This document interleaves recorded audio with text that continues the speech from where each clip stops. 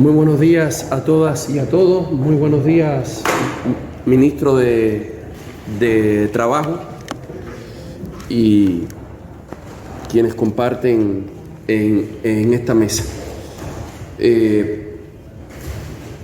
Bueno, nosotros cumpliendo el mandato y la responsabilidad elemental en un proceso como este, desde, como lo dijimos en la vez pasada, hemos subido ya hace semanas todas las propuestas, hemos subido el proyecto de modificación que se ha entregado en el Congreso Nacional, el proyecto de modificación integral de la Ley 8701 que se ha entregado en el Congreso Nacional y está ya sometido,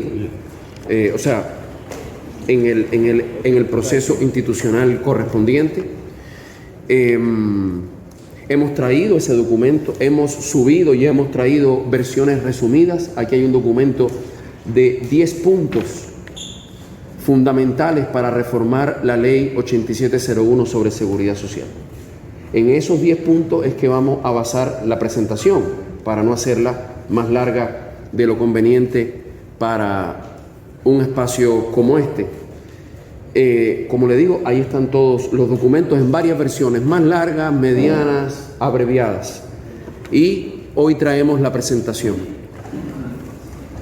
Que esperamos, bueno, que sea una contribución a lo que se está discutiendo aquí. 10 puntos para reformar y transformar la Ley 8701 sobre seguridad social. Debo decir que el sector social está representado aquí por varias personas. Y bueno, la compañera Rosalina Núñez no pudo estar por un tema de salud. Está la señora licenciada Francisca Peguero también, bueno, y otro, está el profesor Antonio Siriaco, vicedecano de la Facultad de Ciencias Económicas y Sociales de la Universidad Autónoma de Santo Domingo, y otros representantes del sector social que traerán, por supuesto, sus propios documentos. Bueno, vamos a iniciar. La seguridad social actual en salud. Una lectura de lo que está pasando. Este sistema toma una parte de las ganancias de las empresas o de lo generado por las empresas y del salario de quienes trabajan, le entregan un cápita a las RS y de un plan básico que recorta las coberturas, logran, y de muchos mecanismos, las glosas y otras, logran producir una rentabilidad sobre la base directamente de la negación del derecho fundamental a la salud. Devuelven, como ya decíamos, un plan básico que no cubre las necesidades. No es cuestión de que hubiese un fondo de emergencia, es cuestión de que si hay seguridad social en salud, se supone que es para cubrir los riesgos en salud y las dificultades en salud, no para que hubiese un fondo del cual sacar un préstamo, por ejemplo, o algo para pagar. Esa es la función de la seguridad social.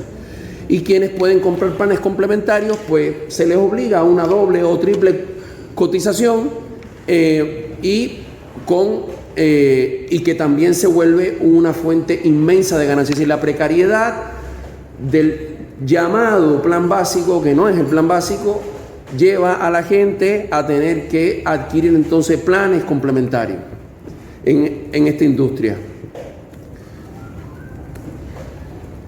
Y por supuesto se producen los copagos, que tienen una fuente, sí, en médicos que cobran muy caro, pero los copagos tienen una razón estructural en la industria que tenemos de la industria de la intermediación en salud, con un peso determinante del negocio de las ARS. Límites de coberturas de medicamentos, lo cual es algo inaudito en la seguridad social. Incluso cuando se ha querido incrementar ese tope, ha habido un boicot para que eso se logre. Hay una experiencia documentada de resoluciones que, manteniendo el sistema actual, tratan de lograr un poco más de protección, son automáticamente boicoteadas y saboteadas y neutralizadas.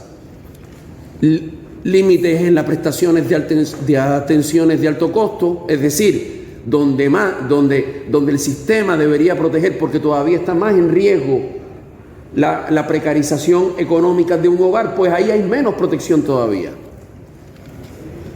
Y de nada sirve, como ya se decía, que me digan que tengo 1 millón de pesos en cobertura de internamiento, si mi internamiento va a salir en 3 millones de pesos y voy a tener que hacer un SAN, llamar a un político, llamar a un programa de televisión o hacer una colecta o estar en una red social para que la gente... Entonces la desprotección es la norma y la salud peligra, pero las condiciones de vida peligran. Esto se vio además exacerbado en la pandemia, donde supuestamente las ARS cubrían los internamientos de COVID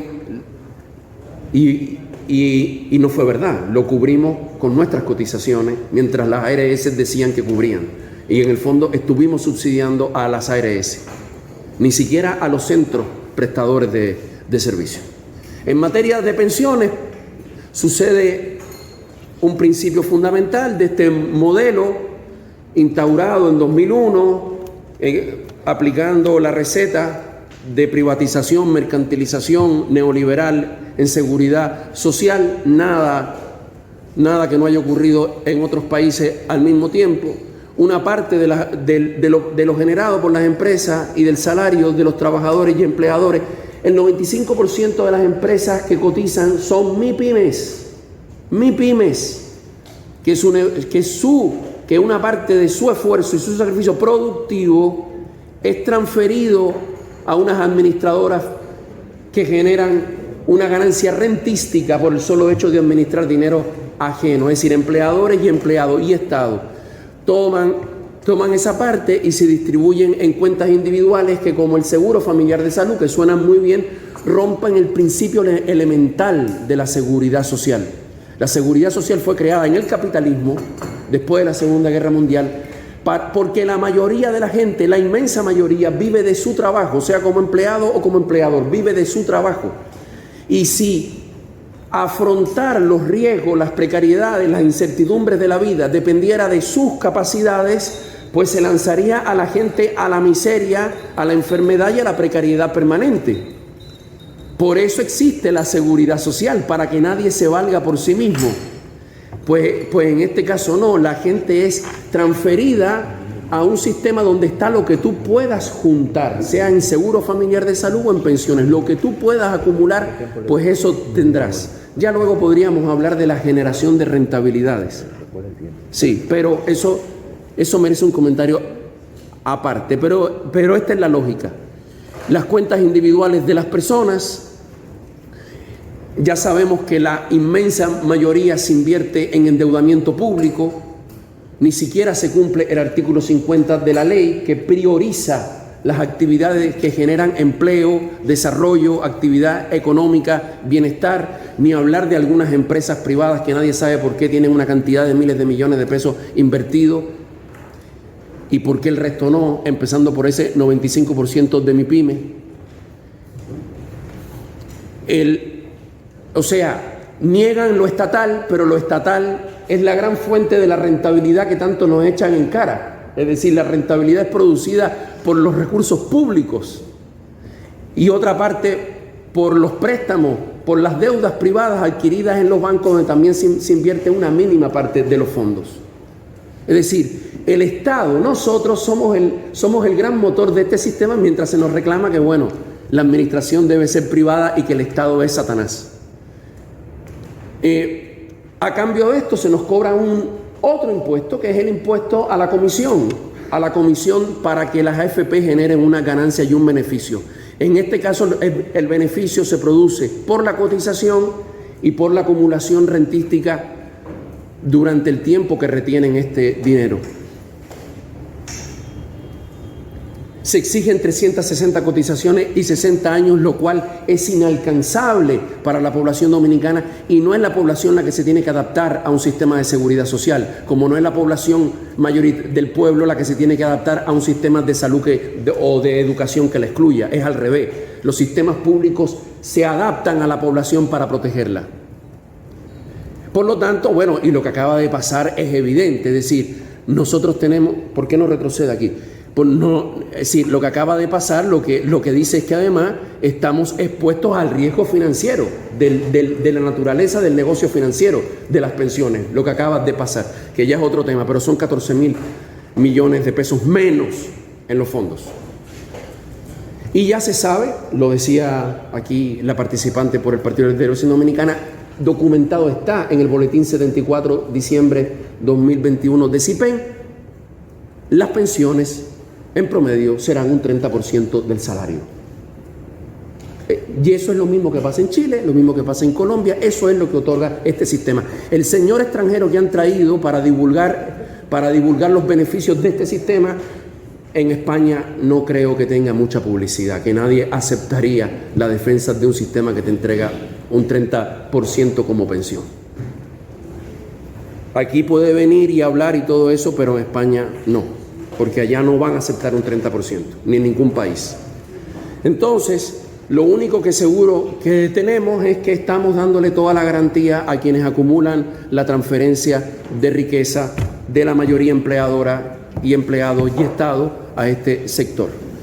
Por tanto, nosotros nos aferramos a la Constitución que establece que este es un Estado social y democrático de derecho, artículo 8, artículo 60, artículo 61, Declaración Universal de los Derechos Humanos, el convenio 102, las recomendaciones de OIT, los derechos fundamentales y los estándares internacionales en seguridad social están siendo flagrantemente violados con la actual ley, con el actual modelo. Es un modelo fallido donde quiera que se instaló, ya no existe en la mayoría de los países donde se instaló y solo nos ofrece precariedad y crisis. Y no obedece a lo que incluso la propia OIT en su informe 2019 llamó de el desmantelar la privatización de las pensiones, la desprivatización de las pensiones. Los 10 puntos, más rápido. Primero, que sea un sistema para todos. No puede haber seguridad social donde la mayor parte de la población está de facto excluida. Y no se puede decir que el mercado laboral es claro, hay políticas económicas y hay políticas laborales, pero la seguridad social tiene que proteger a todos. Es un derecho constitucional, no la gente ver cómo logra meterse en la seguridad social. Y no están, porque la gente no está por una razón. Porque si no significa un ingreso constante y seguro para los intermediarios financieros, no conviene. Por eso es que hay todos estos regímenes que nunca han funcionado ni van a funcionar. Lo que no funciona en 20 años no va a funcionar ahora. No podemos hacer listas para Santa Claus. Tenemos que decir cosas realistas. Bien, pues nosotros entendemos que este sistema se debe sustentar en un financiamiento tripartito, compartido y solidario que no dependa de la suerte individual, porque eso no es seguridad social.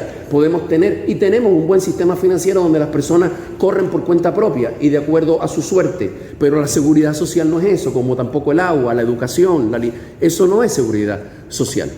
Entonces, nosotras y nosotros entendemos que tiene que haber contribuciones definidas y la seguridad social, la lógica es que a la contribución definida responde con beneficios definidos, bajo el principio de solidaridad. Nosotros no tenemos contribución definida, pero no tenemos la incertidumbre de los beneficios y tenemos nula solidaridad. Y no vamos a decir que solidaridad es un fondo que es llamado de solidaridad social que todos sabemos que no va a dar para nada.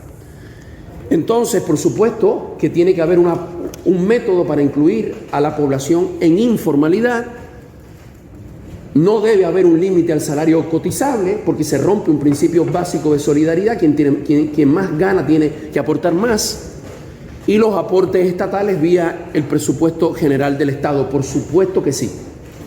Entonces proponemos y exigimos un instituto o una institución dominicana de pensiones que sea pública, autónoma y altamente profesional, cuya ganancia no dependa de negarnos el derecho fundamental a la seguridad social. Creemos que nadie discutirá que creemos en el Banco de Reservas, que creemos en SENASA, que creemos en el 911, que creemos en los servicios públicos. El discurso de 2001 ya creo que hemos desandado ese camino. La finalidad tiene que ser no decir qué rentabilidad se obtuvo en no sé cuántos años. La finalidad es pensiones dignas, justas y oportunas y permanentes, porque ese es otro principio básico de una pensión, permanente. Es decir, da igual la rentabilidad que usted me diga si al final lo que usted niega es la pensión. No se llama entonces sistema de pensiones. Las personas podrán libremente tener ahorros individuales complementarios y voluntarios. Por supuesto que es sano y sería correcto que existan ahorros previsionales particulares, pero en un verdadero sistema de mercado. Mi obligación legal es con un sistema que me ofrezca beneficios y garantías. Yo puedo opcionalmente con empresas que de verdad compitan por sus servicios y no compulsivamente mediante una ley, como Trujillo, pues que compitan ofreciéndome donde yo puedo hacer un ahorro complementario y yo hacerlo. Lo mismo los seguros personales de salud. Yo puedo tener empresas que me den ese servicio perfectamente. O sea que el cuco de la estatización y esas cosas, descartado. Y por supuesto que esos ahorros voluntarios podrían ser no solo en bancos, podrían ser en entidades, en los bancos más pequeños y por supuesto que en entidades cooperativas. Por supuesto. ¿Por qué no? Entonces, perdón aquí porque a veces pasa esto con los PowerPoint según la computadora, ¿verdad? Entonces, un sistema de pensiones universal con beneficios definidos, con una pensión garantizada, igual por nivel de ingreso al nivel de la canasta básica que ese nivel de ingreso necesita. Por ejemplo, imagínense lo que es una persona que gana 15,000 pesos cuando la canasta hoy está en 24,000 pesos, decirle que se va a retirar con el 30%. Si ya no cubre la canasta, imagínense en ese momento. Pero vayamos a más. Ustedes pueden hacer el cálculo en la calculadora de CIPEN. Pongan una persona que gane 105,000 pesos, un salario de lujo en República Dominicana, sin lagunas previsionales. Esa persona se va a retirar hoy, se retiraría en el futuro sin lagunas previsionales. O sea que no es verdad lo de la formalidad y lo de las cotizaciones constantes, con 25,000 pesos. Es decir, que esa persona se va a retirar con lo que cuesta hoy la canasta básica del nivel de ingreso más bajo.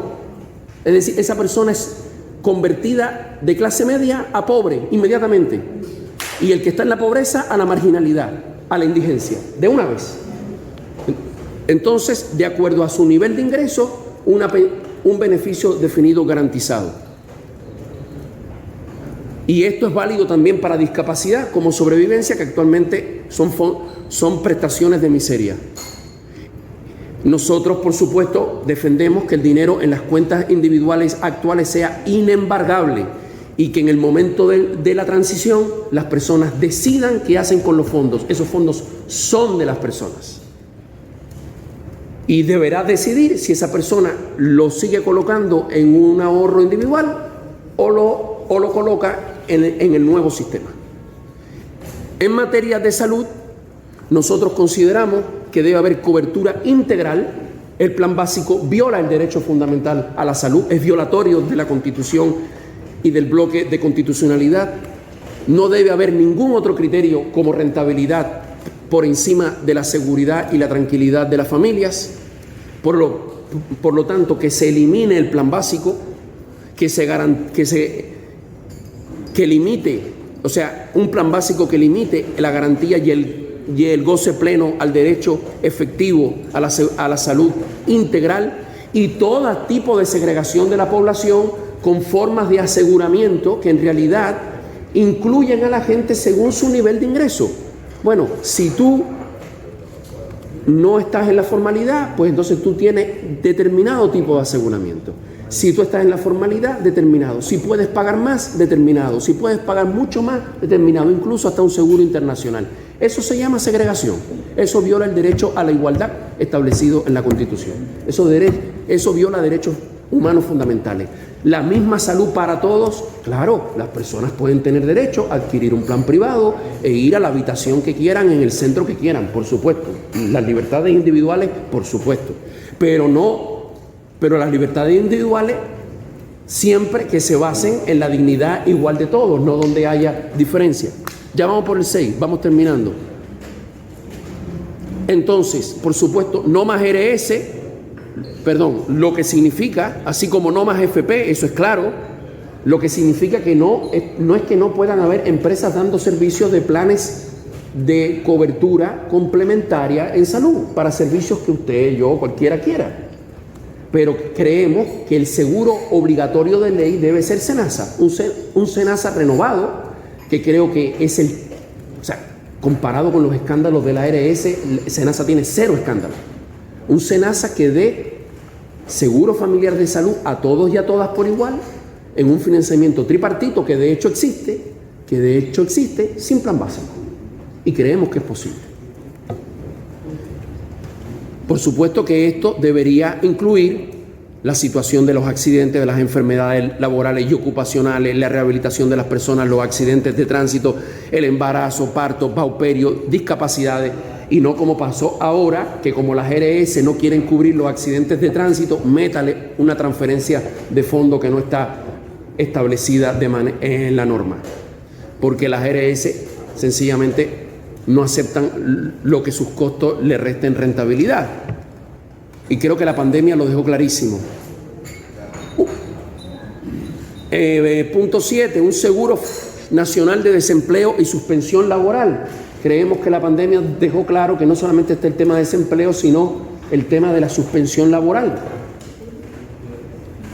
¿Para qué? Para que actúe ante la pérdida de un empleo, la amenaza a la calidad de vida que eso significa, porque no lo decide, la persona no decide quedar sin empleo, más cuando es una situación forzosa como la pandemia o algo parecido, o porque la empresa quiebre.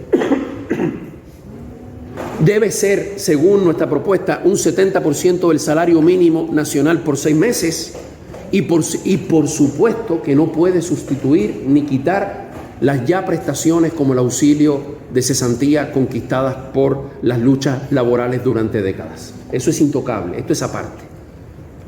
Lo otro es un compromiso de la empresa con el trabajador o con la trabajadora, que no se puede tocar. Por supuesto que ya lo decíamos, consideramos, y creo que está recogido la idea en las propuestas que se han compartido, la inversión de los fondos debe estar garantizando al mismo tiempo el máximo nivel, el óptimo nivel de rentabilidad económica y social.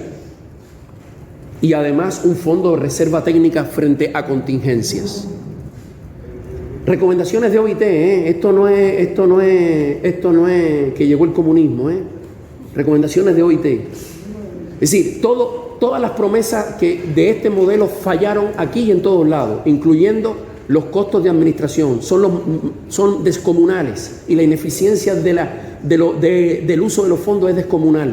Por supuesto que una parte puede ser de deuda pública, pero no se puede pretender violar flagrantemente el artículo 50 de la ley. Las inversiones no le sirven al desarrollo económico, laboral, social del país. Deberían estar en función de infraestructura, vivienda, producción industrial, producción agropecuaria, renovación tecnológica, renovación y generación de energía. Todo eso que crea empleo, dinamiza la economía, oportunidades, emprendimiento, cooperativas. El sector cooperativo debería participar de esto y lo haría muchísimo mejor, con toda seguridad.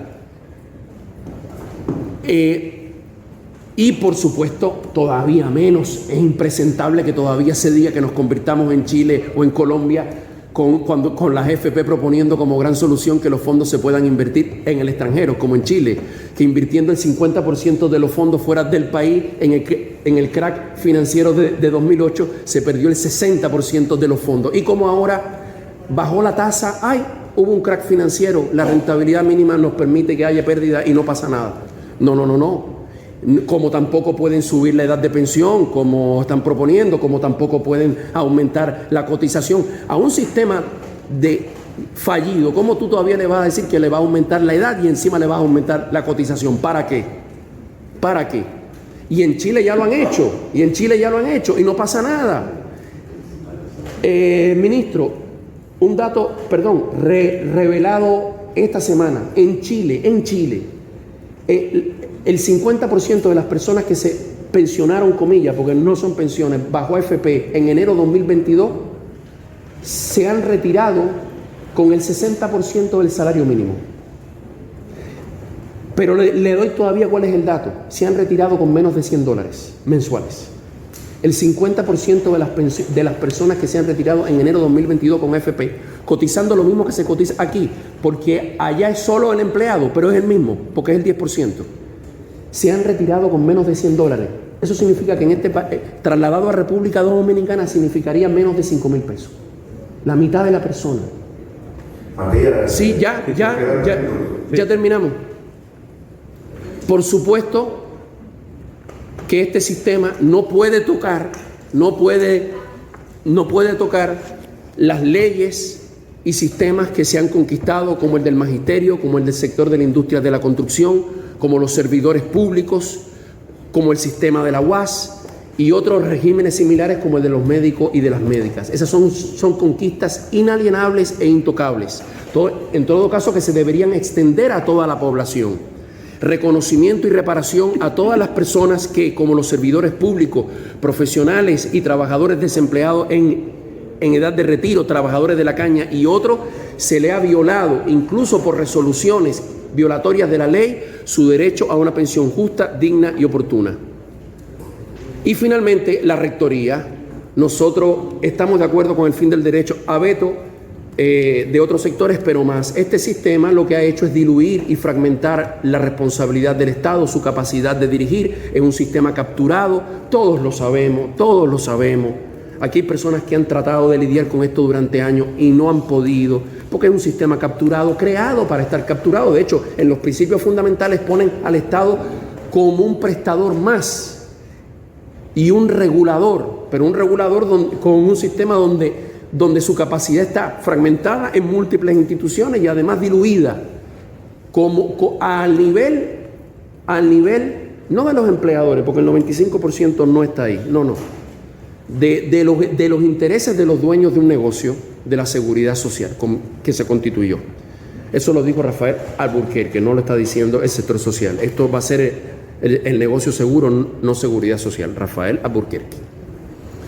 Bueno, nosotros creemos que la dirección debería estar en un consejo ministerial de responsabilidad pública con los ministerios de la presidencia, planificación, economía y desarrollo, salud, trabajo y hacienda.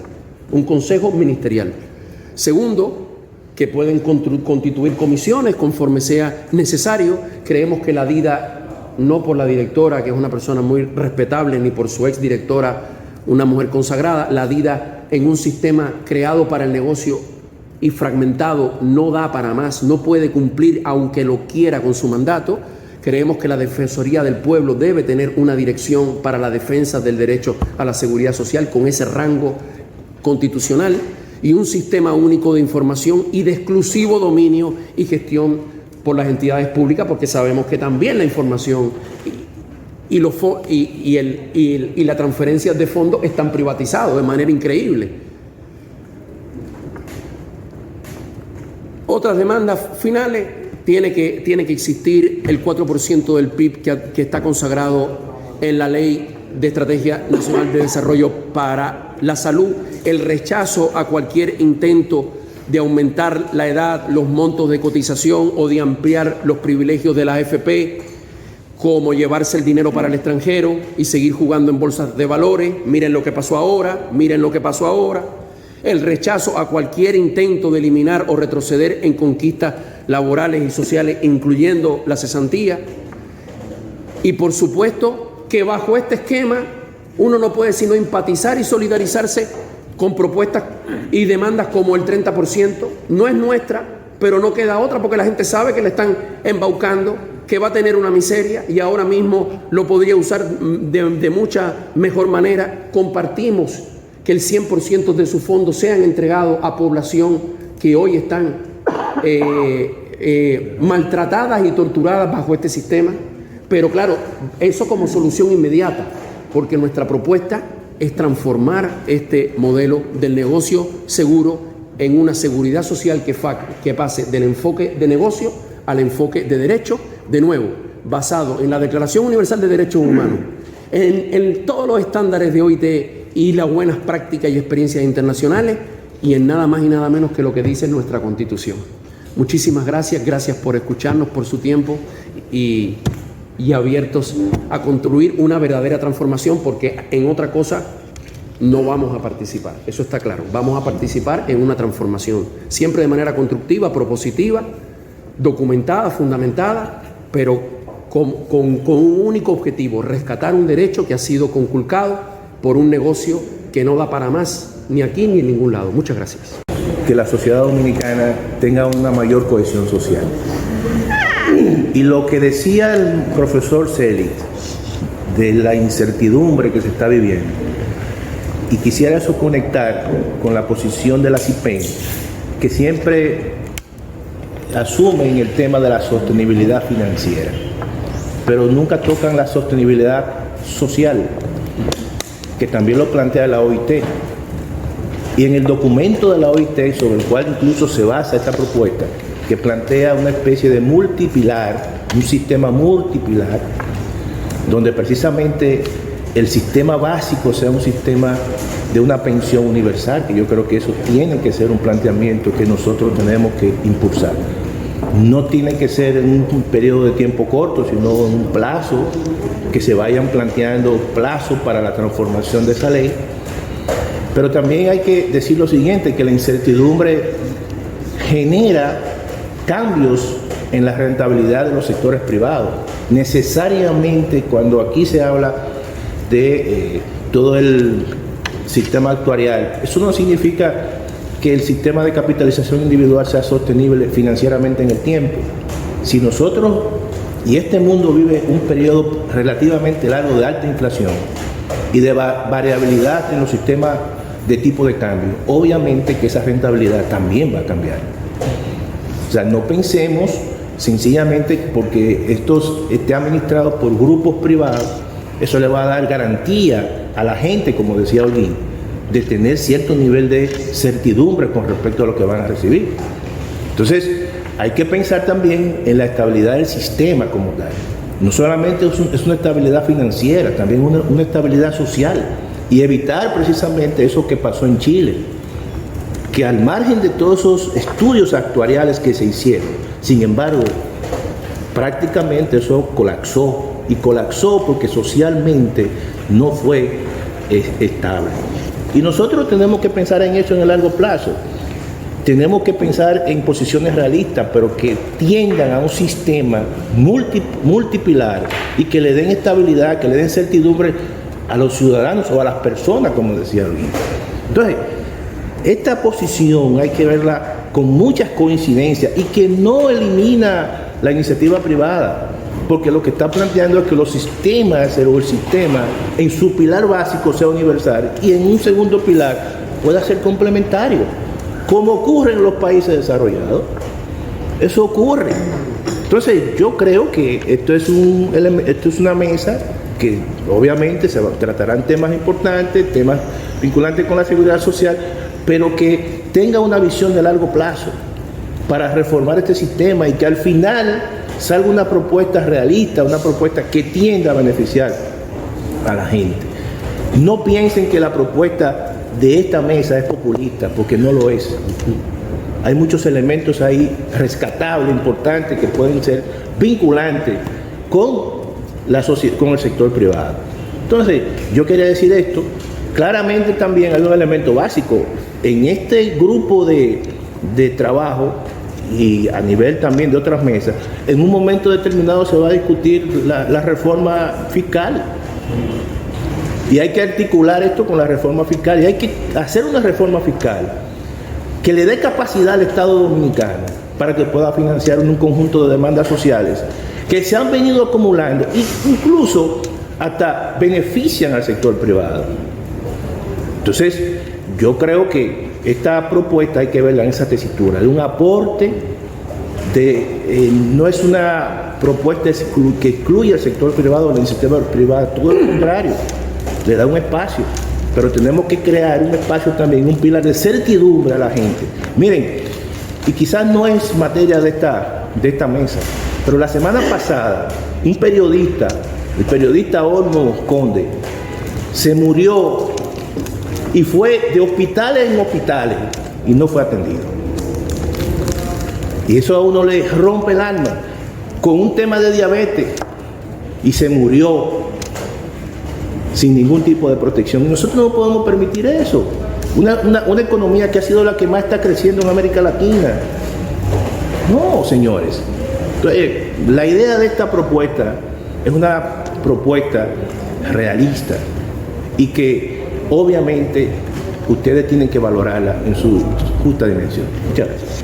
El problema de la seguridad social es un problema de economía, pero no es solamente de economía financiera, también es de economía política.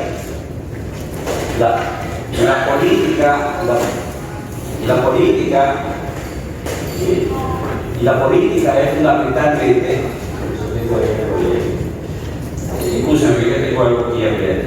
y la economía política, la política, decía un pensador, la política es economía concentrada. Economía concentrada, decía ese pensador que mucha gente no le gusta recordar. Entonces nosotros creemos que es fundamental ese aspecto de tipo político que hay que asumir. El otro aspecto con relación al impuesto, decimos que el tema financiero nos ha gustado mucho la presentación que hizo el representante del partido Quiqueyano de Boca, porque ha hecho unas precisiones del tipo financiero, de cómo debe funcionar un negocio financiero. Excelente, cómo debe funcionar un banco, cómo deben funcionar los ahorros. La seguridad social no es un banco, la seguridad social no es un ahorro. Ese es el modelo que tenemos, un ahorro a largo plazo. Y el que saca un poquito de finanzas, ¿sabes? Un ahorro a largo plazo, generalmente ¿a quién favorece? Favorece al que recibe los fondos, al que maneja. Por eso si usted compra cualquier instrumento financiero, si usted lo coloca a corto plazo, usted recibe más intereses. Si va ampliando, usted recibe menos intereses. Eso es elemental, ¿verdad? Entonces este es un sistema, no un sistema en cuanto a la pensión, no es un sistema de pensión, es un sistema de ahorro a largo plazo, con la característica que usted en 30 años no puede en ningún momento, según la ley, tener la posibilidad, como señalaba el representante del partido del PQDC, de hacer un retiro ante una eventualidad que se le corresponde. En ese sentido, nosotros creemos que la propuesta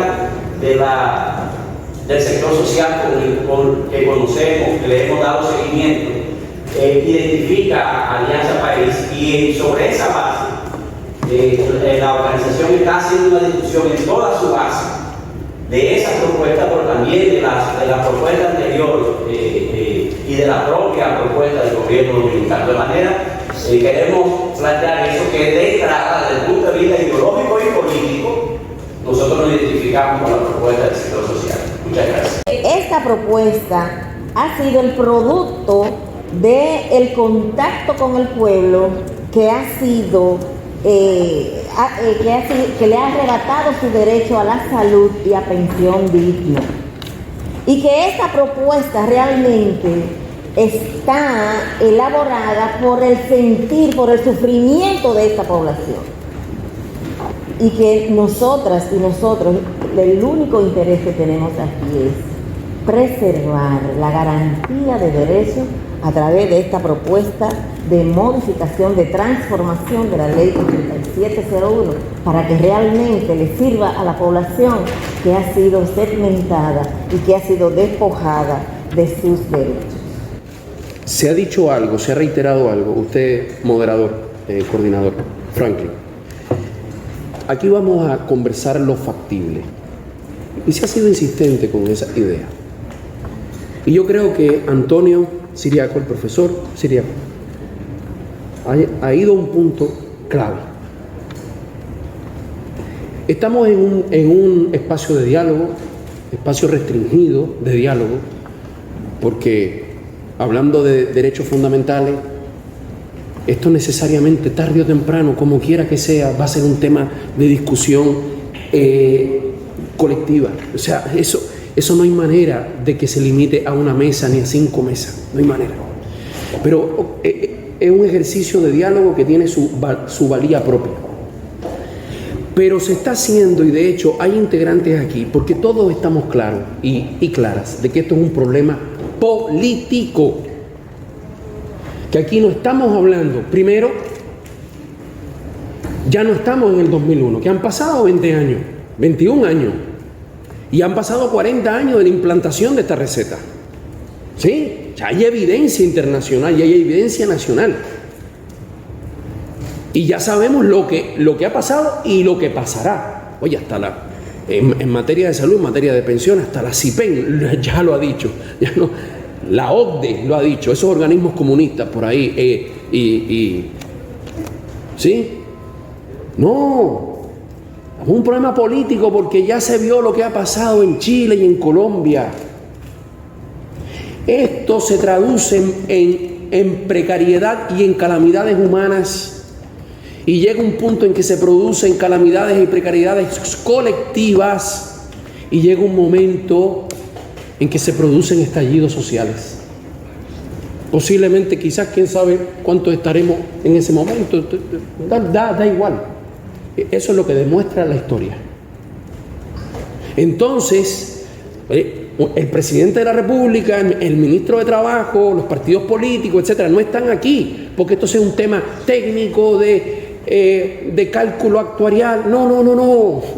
Porque esto tiene que ver con la vida real de 10 millones de seres humanos, que serán más, y tiene que ver con lo que se juega este país.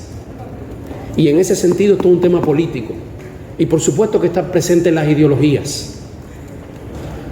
Porque si alguien, porque viceministro, se ve que usted maneja muy bien conceptos políticos, no se puede abordar una discusión política sin paradigmas.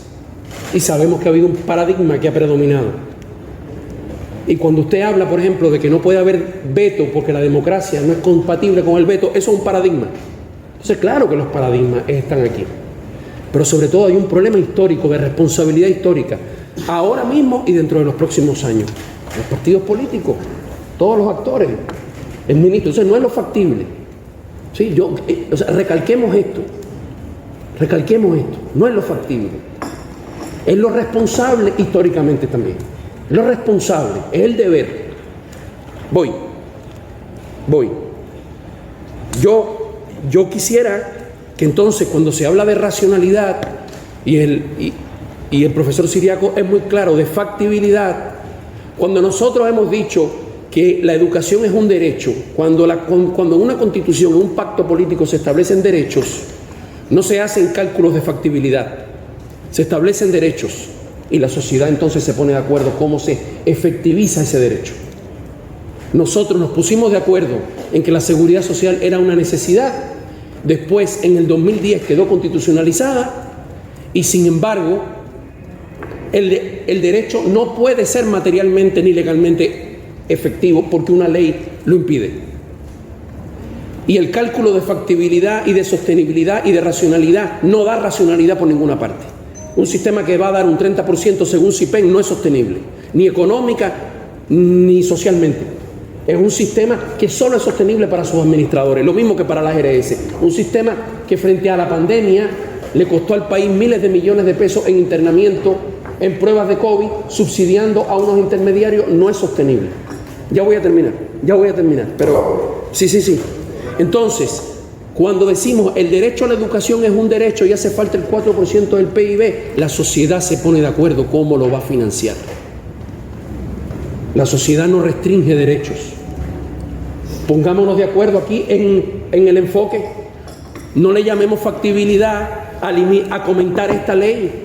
Hagámonos cargo que esta ley tiene un enfoque de negocio y elijamos entre un enfoque de negocio y un enfoque de derecho. Y de acuerdo con el enfoque de negocio ya tenemos su factibilidad.